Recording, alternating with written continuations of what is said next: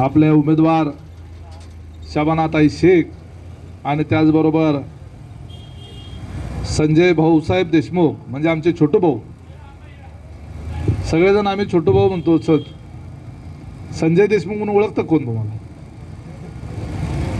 कमी ओळख. इथं छोटू भाऊ हे आमचे हिंदराव भाऊ, सुधीर भाऊ, भैया आणि अण्णा. मी बघत होतो या कुठला प्रभाग आहे त्याच्यामध्ये ब्राह्मण गल्ली, देशमुख गल्ली, आदर्श चौक, कुंभार गल्ली, बागवान चौक, वडार गल्ली, महबूब नगर, महात्मा फुले भाजी मंडई परिसर, चौमुखी मारुती मंदिर परिसर, जिथं माझं लहानपण गेलं तोच हा परिसर. म्हणजे महबूब सुबानी त्यावेळेला असं नव्हतं. म्हणजे इथं खेळायला यायचो, इथं मैदान होतं सगळं, इथं ते मैत्री नावाचं थिएटर होतं, इथून नेताजी शाळेला जाता येत होतं, इथे कुठलं तरी गोडाऊन होतं, हे गाळे वगैरे असलं काही इथं नव्हतं. इथं कॉर्नरला एक रॉकेलचं दुकान होतं गावड्यांचं, इथं हापसा होता, तिथनं पाणी आणायला जायला लागायचं, घागरीनं पाणी आणायचं आणि घरी पाणी भरायचं सायकलवर. दोन्ही बाजूला कॅरेजवर 2 घागरी इकडल्या बाजूला आणि पुढे सीटावर पण 2, अशा 4 घागरी घ्यायच्या, हापसानं पाणी काढायचं आणि घरी पाणी घेऊन जायचं. इथं काल्याचं दुकान, कालिदास, का अजून काल्याचं दुकान आहे इथं, काल्याचं दुकान. आता एवढी मोठी इथं शॉपिंग कॉम्प्लेक्स झालं. काल्याच्या दुकानामध्ये आम्ही रोज बटर आणायला यायचो. मी आता छोटू भाऊला सांगत होतो, ती बटर मिळतात का आता आजकाल? का पाव मिळतो? बटर खरोखर बटर होती, बरोबर आहे. आणि त्याच्यासारखी मजाच नव्हती. म्हणजे त्या ब्रेडमध्ये आणि पावामध्ये काही मजा नाही. बटर मिळायची.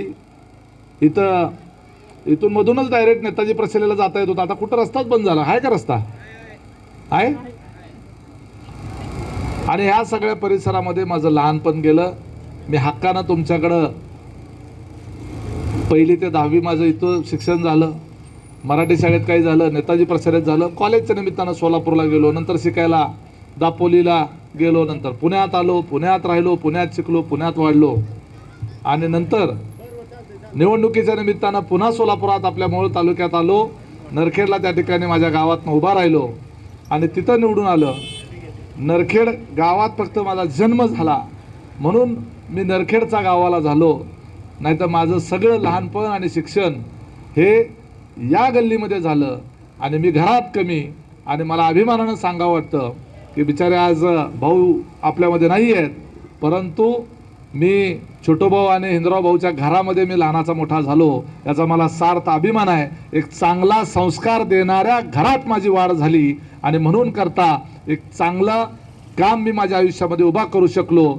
जे काही कमी जास्त यश मिळालं असेल त्याच्यामध्ये या कुटुंबाचा, या देशमुख कुटुंबाचा अत्यंत महत्त्वाचा वाटा मी त्या ठिकाणी मान्य करतो. या कॉर्नर सभेच्या निमित्तानं या ठिकाणी आत्ता आपल्याला ज्यांनी मार्गदर्शन केलं ते मोहोळ शहराचे प्रथम नगराध्यक्ष रमेशजी बारसकर, त्याचबरोबर ज्यांनी परत दुसऱ्यांदा मार्गदर्शन केलं ते दिलीप काका गायकवाड, त्याप्रमाणे जे आता पुढच्या सभेला गेले ते श्रीकांत गायकवाड, सुमितजी पवार, आमच्या महिला राष्ट्रवादीच्या अध्यक्षा प्रज्ञाताई बनसोडे, त्याचबरोबर शहराच्या महिला राष्ट्रवादीच्या अध्यक्षा यशस्वी भोसले, युवतीच्या राष्ट्रवादीच्या अध्यक्षा गौरी शिंदे, उपतालुका प्रमुख राजाभाऊ गुंड, इसाकबाई हरणमारे, माझे मार्गदर्शक ज्यांनी आम्ही लहानपणी एकत्र वावरलो खेळलो ते हिंदरावभाऊ देशमुख, आणि उपस्थित आपण या मतदारसंघातले सर्व मतदार बंधू आणि माझ्या माता आणि भगिनी, पत्रकार मित्रांनो, मला या प्रचार सभेच्या निमित्तानं रमेश बारसकरांनी जे मागाशी मुद्दे मांडले त्याला खरंच मनापासून त्या ठिकाणी आपल्याला विचार करण्यासारखी परिस्थिती आहे. नंतर दिलीप काकांनी जे मुद्दे मांडले ते सुद्धा आपल्याला विचारात घेण्याची परिस्थिती आहे. या ठिकाणी कमळ आपल्या विरोधात आहे.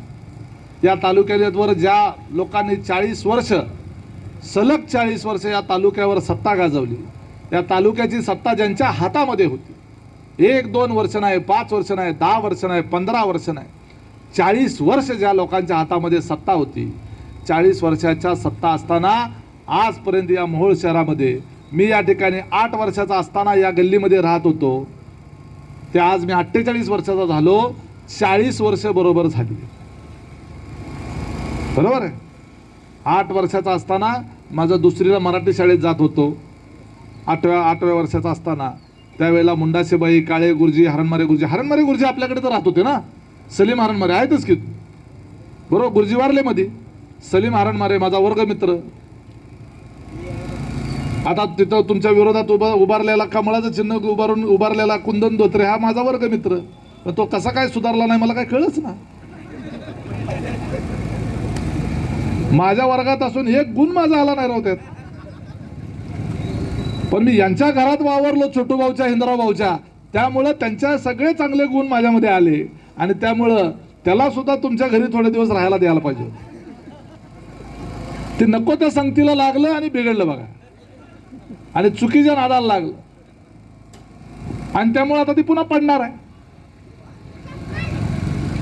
मागच्या आता ज्या काळात नगरसेवक होता त्याला काहीतरी कॉप्ट केलं ना,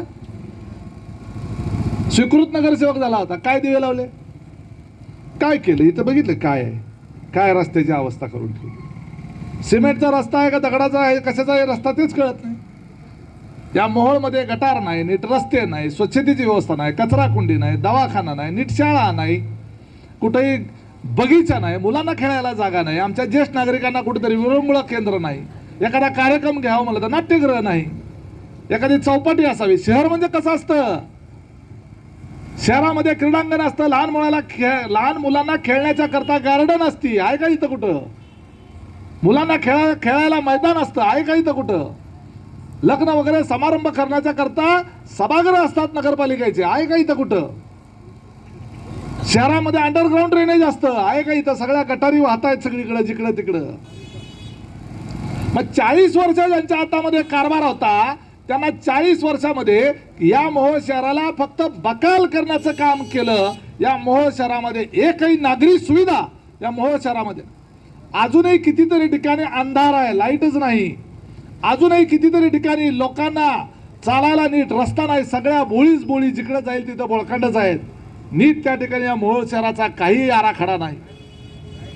आणि त्याच्यामुळं या मोहोळ शहराला विकासाच्या दृष्टिकोनातून आपल्याला जर पुढे घेऊन जायचं असेल, ज्यांनी 40 वर्ष कारभार करून या मोहोळला बकाल बनवलं, त्यांच्या हातामध्ये आपल्याला मोहोळ शहर पुन्हा द्यायचं नाही. त्यामुळं आज छोटूभाऊला मत दिलं आणि आमच्या शबानाताई ना, शबानाताई यांना त्या ठिकाणी मत दिलं म्हणजे ते मत उमेश पाटलाला येणार आहे. लक्षात.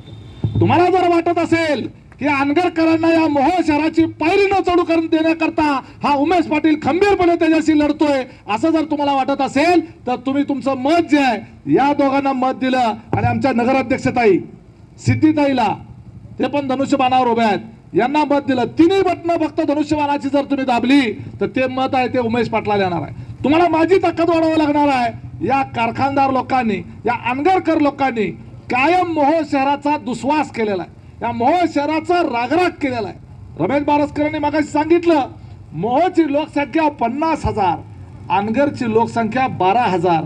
मोहोळला पिण्याच्या पाण्याच्या करता म्हणून जी योजना राबवायची त्याच्या करता 42 कोटी रुपये, आणि अनगरला 12,000 लोकांना पाणी देण्याच्या करता 80 कोटी रुपये.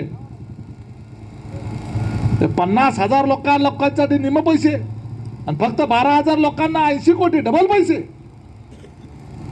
म्हणजे केवळ सरकारचा पैसा येईल तो पैसा उद्याच्याला अनगरला घेऊन जाण्याच्या करता, मोहोळच्या हिश्श्याचं जे जे आहे ते सगळं अनगरला घेऊन जाण्याच्या करता या लोकांना मोहोळची सत्ता ताब्यात पाहिजे. कमळवाल्यांबद्दल आता बोलले, त्याच्याबरोबर तुतारीवाले, त्याच्यानंतर मशालवाले आणि त्याच्यानंतर काँग्रेसवाले, हे सगळे जण मिळून कुणावर टीका करतात? उमेश पाटलावर टीका करतात. अरे तुम्ही अनगरकरांच्या विरोधात टीका केली पाहिजे. विरोधक आहे ना तुम्ही त्यांचे. अनगरकरांच्या विरोधक आहे म्हटल्यानंतर तुम्ही अनगरकरांचे वाभाडे काढले पाहिजे. सत्ता कुणाच्या हातामध्ये होती त्यांना तुम्ही विरोधात बोललं पाहिजे. ज्यांच्या हातात या मोहोळ शहराचा कारभार होता त्यांच्या विरोधात तुम्ही बोललं पाहिजे. अरे आम्ही तर अनगरकरांच्या विरोधातच आहे, तुम्ही आमच्याच विरोधात टीका करताय, याचा अर्थ तुम्ही अनगरकरांचे एजंट आहे, तुम्ही अनगरकरांना सामील झालेला आहात. आणि त्यामुळे जे अनगरकरांना सामील झालेले आहेत, जे गुंडागर्दीची भाषा करतात, जे स्वतःच्या गावामध्ये मतदानच घेत नाही, त्या ठिकाणी निवडणूकच लागत नाही, तिथल्या स्वतःच्या गावातल्या लोकांना मताचा अधिकारच जे लोक देत नाही, अशा दंडेलशाही करणाऱ्या, अशा हुकुमशाही करणाऱ्या लोकांच्या हातामध्ये या मोहची सत्ता तुमच्या हातात द्यायची का, याचा आपल्याला या निवडणुकीच्या बाबतीत 2 तारखेला आपल्याला विचार करावा लागणार. आम्ही त्या ठिकाणी नुसता अनगरकरांना विरोध म्हणून त्या ठिकाणी निवडणुका लढवत नाही. त्या मोह शहराच्या करता आम्ही दुसरं पुढे काय करणार आहोत.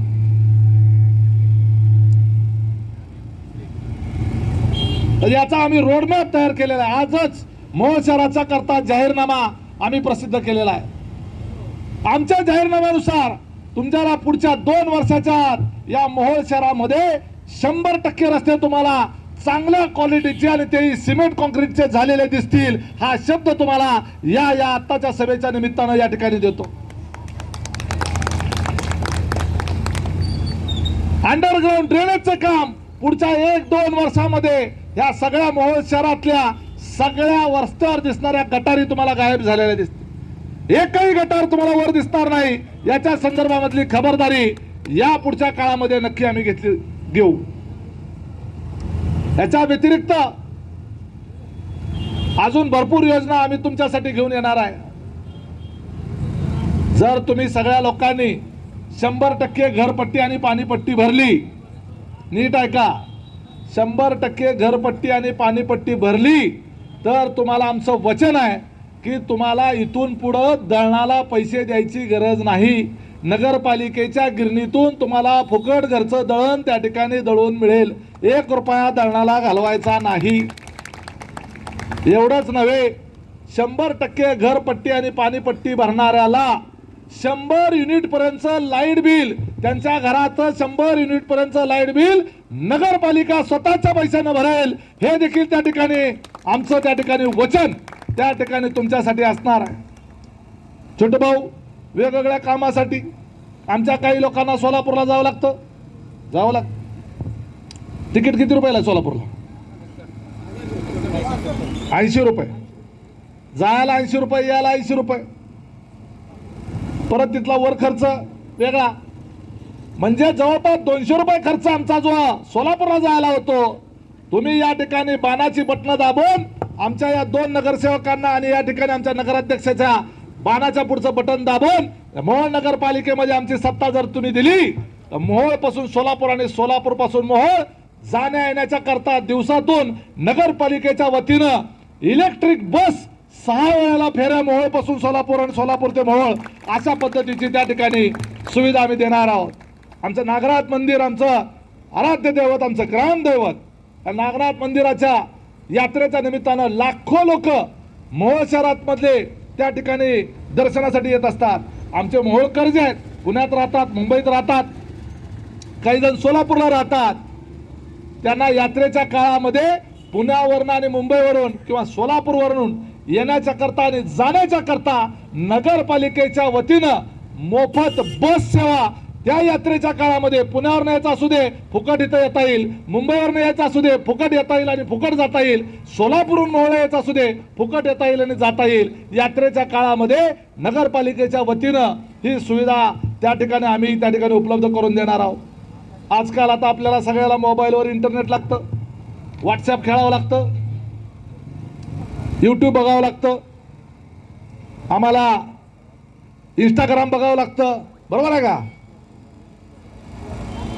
महिलांना त्या ठिकाणी विचारतोय, इंस्टाग्राम बघायला लागतं का नाही? फेसबुक बघायला लागतं. आणि हे सगळं इंस्टाग्राम फेसबुक मग आपल्याला पॅक विकत घ्यायला लागतं दर महिन्याला. 300 MBPS 200 MBPS 200 रुपये जातात, 300 रुपये जातात, वर्षाला 4000 रुपये जातात, बरोबर आहे? नगरपालिकेच्या वतीनं ह्या संपूर्ण मोहोळ शहरामध्ये मोफत इंटरनेटचं जाळं उभा करणार आहे. कुठेही जा, इंटरनेटला पैसे भरायची गरज नाही. वायफाय युक्त मोहोळ शहर, संपूर्ण मोहोळ शहर जे आहे ते वायफाय युक्त असेल. तुम्हाला रिचार्ज मारण्याची गरज नाही. फुकट इंटरनेट हे प्रत्येक नागरिकाला इंटरनेटचा अधिकार, हा मोफत इंटरनेटचा अधिकार जो आहे तो आम्ही तुम्हाला देणार आहे. तुम्ही म्हणसाल इंटरनेट फुकट देणार, मोबाईल फुकट चालणार, पियाचं पाणी लाईटीचं काय? इथं प्यायला नीट पाणी नाही, लाईट नीट नाही 24 तास असं म्हणसाल. तुम्ही आमचं त्या ठिकाणी या धनुष्यबाणाचं बटन दाबायचं, सगळे 20-24 नगरसेवक निवडून द्या, आमची सत्ता द्या, नगराध्यक्ष आमचा निवडून द्या. मोहोळ शहरामध्ये राहणाऱ्या प्रत्येक नागरिकाला, प्रत्येक कुटुंबाला नगरपालिकेच्या खर्चाने घरपोच दररोज आरोचं 20 लिटर पाणी तुमच्या घरात घरपोच कॅन आणून द्यायची व्यवस्था केली जाणार. अशा पद्धतीची व्यवस्था, रोज 20 लिटर पाणी एका कुटुंबाला फुकट, ते शुद्ध पाणी नगरपालिकेच्या वतीनं मोठाच्या मोठाने आरो प्लांट त्या ठिकाणी उभारला जाईल. प्रत्येक वार्डात एक आरो प्लांट असेल. मग तुम्ही म्हणाल की आम्ही घागर घेऊन जायचं का? नाही, नगरपालिकेचा कर्मचारी कॅन घेऊन, जसं दूध पहिले वाढलं जायचं तसं पाणी घेऊन नगरपालिकेचा कर्मचारी 20 लिटरचं पाणी, आता शुद्ध पाणी विकत आणायचं नाही. त्याच्यामुळं तुमच्या आरोग्याचा खर्च 100% वाचणार, आजारी पडायची भानगड बंद होऊन जाणार. आमच्या अल्पसंख्याक समाजाच्या भगिनी येतात, आमच्या महबूब सुभानेच्या समोर इथं भाषण करतोय, माझ्या गल्लीत मी भाषण करतोय, जिथं माझं लहानपण गेलं तिथं मी भाषण करतोय. अजित पवारांचा मी पठ्य आहे, राज्याचा अर्थकथा तिजोरीच्या चाव्या अजितदादाच्या हातात आहेत. त्यामुळं महबूब सुभानेच्या करता, याच्या विकासाकरता 5 कोटी रुपयाचा निधी अजितदादाच्या माध्यमातून या ठिकाणी आम्ही देणार. एवढंच नव्हे, आमच्या अल्पसंख्याक समाजातल्या आमच्या मुस्लिम बांधवांच्या आणि भगिनींच्या लग्नाच्या करता एअर कंडिशन तुम्हाला शादीखाना त्या ठिकाणी आम्ही बांधून देणार आहोत आणि ते 1 वर्षाच्या आत पुढच्या वेळेला त्या ठिकाणी करून देणार आहे. त्या मोहोळ शहराच्या करता ज्यांनी बलिदान दिलं, ज्यांची हत्या या अनगरकरांनी केली, त्या पंडित देशमुखांचा पूर्णाकृती पुतळा नगरपालिकेच्या दारातच त्या ठिकाणी पूर्णाकृती पुतळा त्या ठिकाणी उभा करणार. या अनगरकरांच्या नाकावर टिचून, अरे अनगरवरनं येऊन आमच्या मोहोळमधून आमच्या मोहोळच्या माणसाला तुम्ही उचलून नेलं, त्याचे हातपाय मोडले, पोट फाडलं, जीभ बाहेर काढली, आणि एवढंच नव्हे, पाणी मागत होतं पंडित देशमुख, त्याच्या तोंडात लघुशंका करणारी विकृत अवलाद, अशी खुनी अवलाद या मोहोळची सत्ता या लोकांच्या हातात जाता कामा नये. अनगरचा राक्षस मोहोळमध्ये घुसता कामा नये. हे आमचं गाव आहे, हे आमचं गाव आहे, आमच्या गावाचा कारभार आम्हीच करणार. बाहेरच्या लोकांना येऊन या गावचा कारभार करू देणार नाही. आम्ही मोहोळचा विकास करायला सक्षम आहोत, आमच्यामध्ये ती ताकद आहे. अनगरकरांच्या पाया पडायला जायची वेळ आमच्या मोहोळच्या स्वाभिमानी लोकांच्या वर आम्हाला येऊ द्यायची नाही. त्यामुळं अनगरकरांच्या कमळासोबत सामील असलेले मशालवाले, तुतारीवाले आणि काँग्रेसवाले हे अनगरकरांचे एजंट आहेत. यांनी मतं खाण्याच्या करता ही माणसं उभा केलेले आहेत. अनगरकरांच्या विरोधात बोलणारे, विरोधात वागणारे, विरोधात उभे राहिलेले फक्त धनुष्यबाणाचे उमेदवार आहेत. एवढंच फक्त लक्षात ठेवा. कमळवाले आमच्या मुस्लिम समाजाच्या बाबतीत काय भावना ठेवून आहेत हे कमळवाल्यांना चांगलं माहीत आहे. त्यामुळं तुमचं मत चुकून मशालीला गेलं तर त्या अनगरवाल्यांच्या कमळाकडे जाणार आहे, चुकून तुमचं काँग्रेसवाल्याकडे गेलं ते सुद्धा अनगरवाल्यांकडे जाणार आहे, आणि चुकून तुतारीकडे गेलं तरी सुद्धा ते अनगरवाल्याकडे जाणार आहे. त्यामुळं कमळ नाही, तुतारी नाही, काँग्रेसचा हात नाही, फक्त आणि फक्त धनुष्यबाण. एवढंच लक्षात ठेवायचं. आमच्या सिद्धी वस्त्रे नंबर 1च्या नगराध्यक्षपदाचा उमेदवार आमचे संजय देशमुख, त्या ठिकाणी तुमच्या प्रभागाचे नगरसेवकाचे उमेदवार आमच्या शबनाताई, या दुसऱ्या तुमच्या प्रभागाचा उमेदवार. सगळ्याचं चिन्ह आहे धनुष्यबाण. धनुष्यबाणाचं बटन दाबलं की ते मत जे आहे ते लक्षात ठेवा, ते मत उमेश पाटलाला आहे, तेच मत राजू खरेला आहे, तेच मत रमेश बारसकरला आहे, तेच मत आम्ही जे अनगरकरांच्या विरोधात लढा देतोय त्यांच्या करता ते मत आहे, तेच मत पंडित देशमुखांच्या करता श्रद्धांजली आहे, आणि तेच मत मोहोळच्या विकासाचं वचन आहे. एवढं लक्षात ठेवा. आणि 2 तारखेला धनुष्यबाण विसरू नका. एवढंच सांगतो आणि थांबतो. जय हिंद, जय महाराष्ट्र.